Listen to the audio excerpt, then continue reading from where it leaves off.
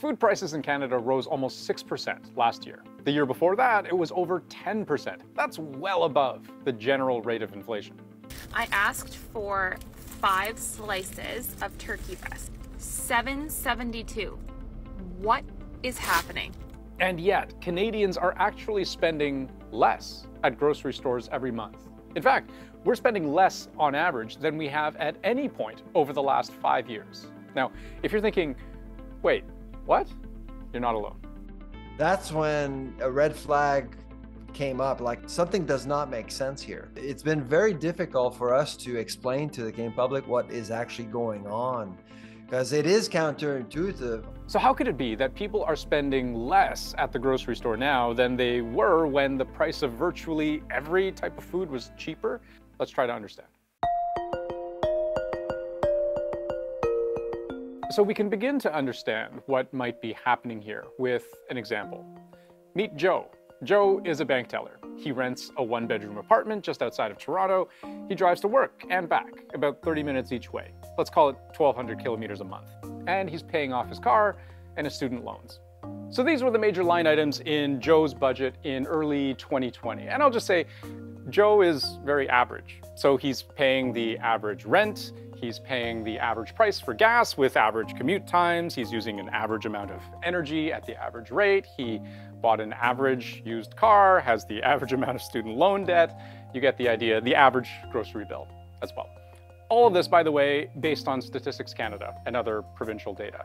Now, let's look at Joe again in early 2024. So Joe's rent, his gas, his energy bill, and loan payments have all gone up pretty significantly. Combined, he's paying, if I add this up here, plus, I think it works out to $600, I can barely fit that on, $602 more a month, or $7,224 a year, just on these 5 categories, not including groceries, and none of which are really optional expenses for him. He's kept his car, still does his laundry at the same time of day, still has to, drive to work every day. Unfortunately, he doesn't have rent control. He's paying the market average. But let's look at this. I'm gonna push this out of the way, pull this one in, because we're gonna look at Joe's income. So just over 39 grand a year in 2020. Again, very average, but let's assume he's been lucky enough to stay in the same job. He's, even had a couple of small pay bumps since 2020. The average raise is about 3.5% a year in Ontario, times 4. That works out to this, $44,983, or an extra $5,783 a year, but still not enough to cover all those extra costs. So Joe starts cutting back. He plays video games more, goes out to bars less. He goes camping for vacations, but he's trying to save up to buy a house, to have kids, and those goalposts keep getting further away. So he starts digging into his food budget too. He buys more packaged food, frozen food, less meat, fewer vegetables. So in the end, he reins in his grocery spending by almost $100 a month. So this is the average spending per person per month at grocery stores in Canada in early 2020 and in early 2024.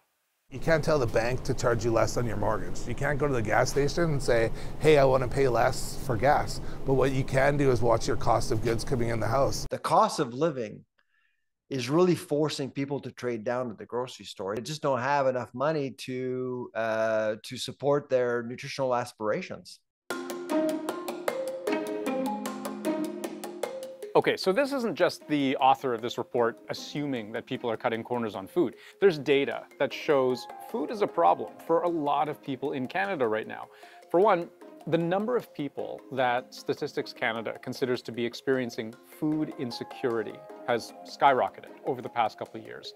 In 2022, almost 1 in 4 Canadians said they either had a much smaller selection of food they could afford, reduced their food quality or quantity, or in the most severe cases, skipped meals because they couldn't afford not to. With moderate to severe food insecurity, that's where we've really seen the rise. And that means that not always being able to offer a healthy meal, sometimes having to skip meals. And so food insecurity, yes, big public health challenge here in Canada. But even people who aren't quite that desperate are making compromises. A large chunk of Canadians surveyed in October said they prioritized cost over nutrition when it came to food more than they did a year ago. And it's even worse for younger and older people. Gen Zs, millennials, and people over 75.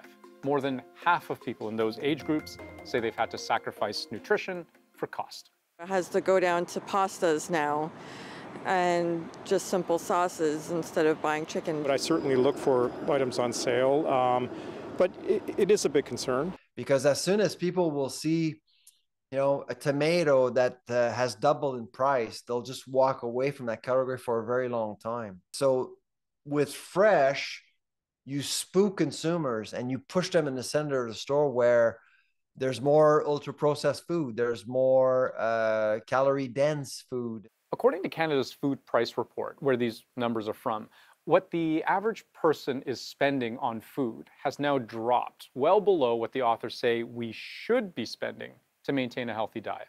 How I read that graph means that in 10 years from now, we're going to pay with healthcare, because you're basically forcing Canadians to make severe nutritional compromises along the way. If you don't really match that black line, it is going to be problematic. A couple of months ago, researchers in the UK released a massive meta-analysis, meaning they looked at hundreds of studies on ultra-processed foods to see what the data showed. And they found if you eat a lot of it, you're at a higher risk of 32 different health issues: physical, metabolic, and psychological. And the economic burden of the chronic disease, mainly impacted by diet, is about $28 billion annually.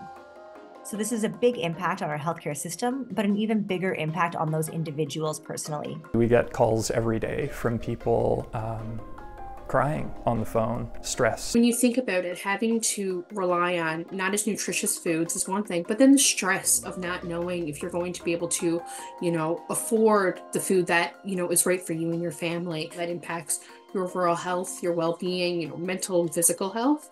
What's less clear is how to fix all of this, because this isn't just a food price problem. Some grocery prices in Canada are now actually starting to fall, but the cost of living isn't. And until that's under control, chances are Canadians will continue to cut back wherever they can.